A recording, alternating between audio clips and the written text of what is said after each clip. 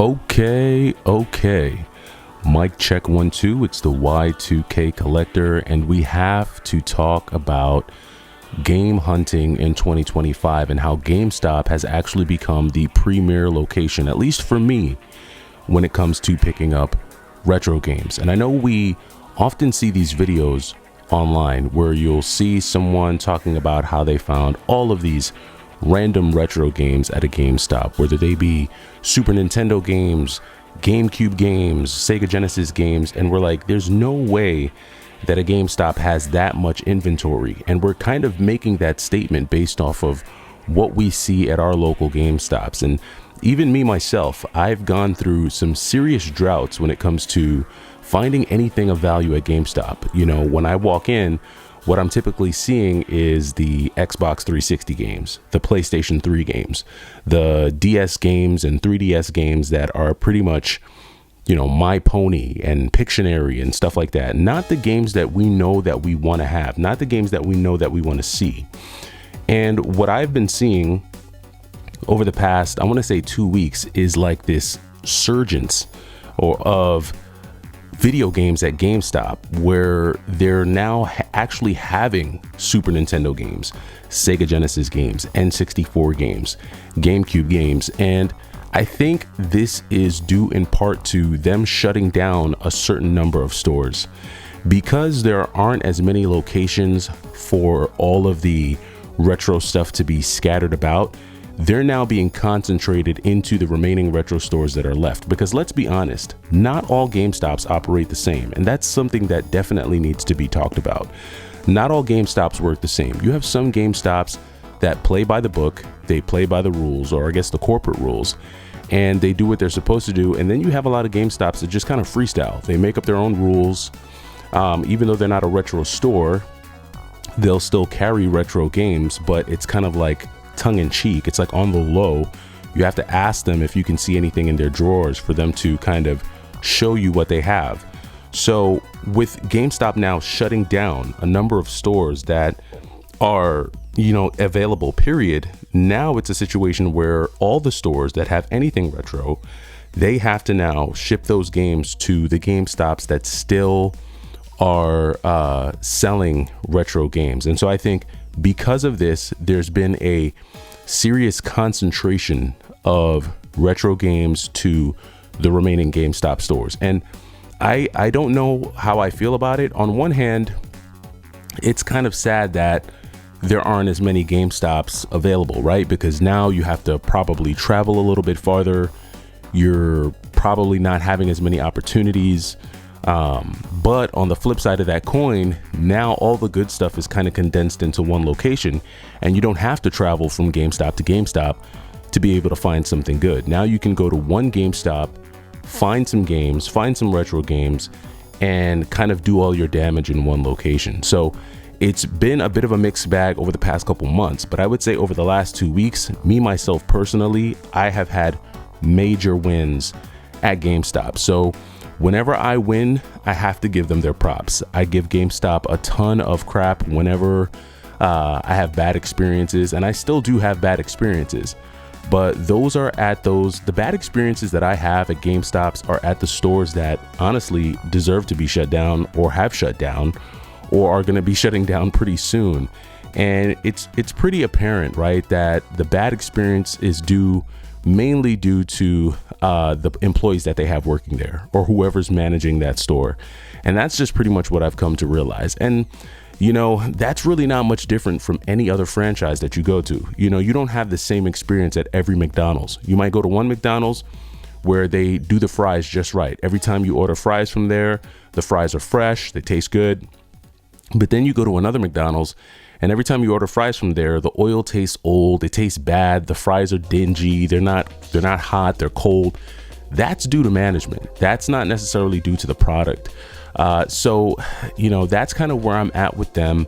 But it's been a pretty good past couple of weeks. Now, I haven't just done game hunting at GameStop. I have actually been able to secure some really good trades over the past couple of weeks, which has been good for me. But I want to talk a little bit just about what I am seeing and kind of just the mindset of a consumer before I get into some of those trades. Because honestly, this is typically a season where we do a lot of our spending. We spend a lot. We buy a lot. We're 3 months past or 3 months removed from all the spending we did during the holidays. We're getting those,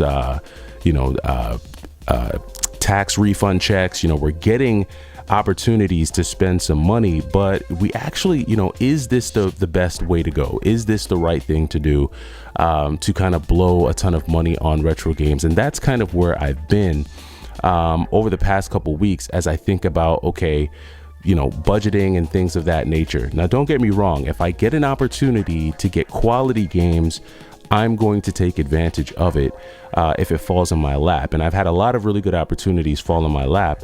But is now a good time to kind of just blow a lot of cash willy-nilly on retro games? And I kind of want to say no. I think now, just considering where everything is at, and this is just me coming from a personal standpoint, right? Coming from a personal standpoint, I think now is actually a really good time to be a little bit more conscious about how much we're spending, or I'm spending, on retro games and what types of games that I'm buying. Whenever I get into a point where I'm being cost conscious, I'm also looking at kind of the value of the games that I'm buying. And yes, I do factor in value into the games that I buy as a collector, right? As a collector. And I want to make sure that I'm getting the best bang for my buck, but I also like knowing that I'm buying a game that, should I decide I no longer want to have it in my collection, I will be able to sell it down the line and at least get my money back, right? Get my money back for the game that I bought, get my money back and be able to take that money and do something else with it.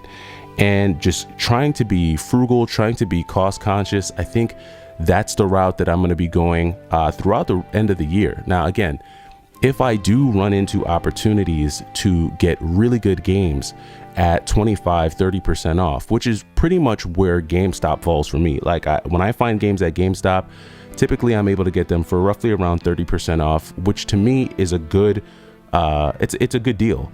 25 to 30% off is a good deal on games that are typically way more expensive, regardless of where you go for them, if you're going for them online or if you're going for them at mom and pop shops, which is why I tend to do those deals when I find them at GameStop.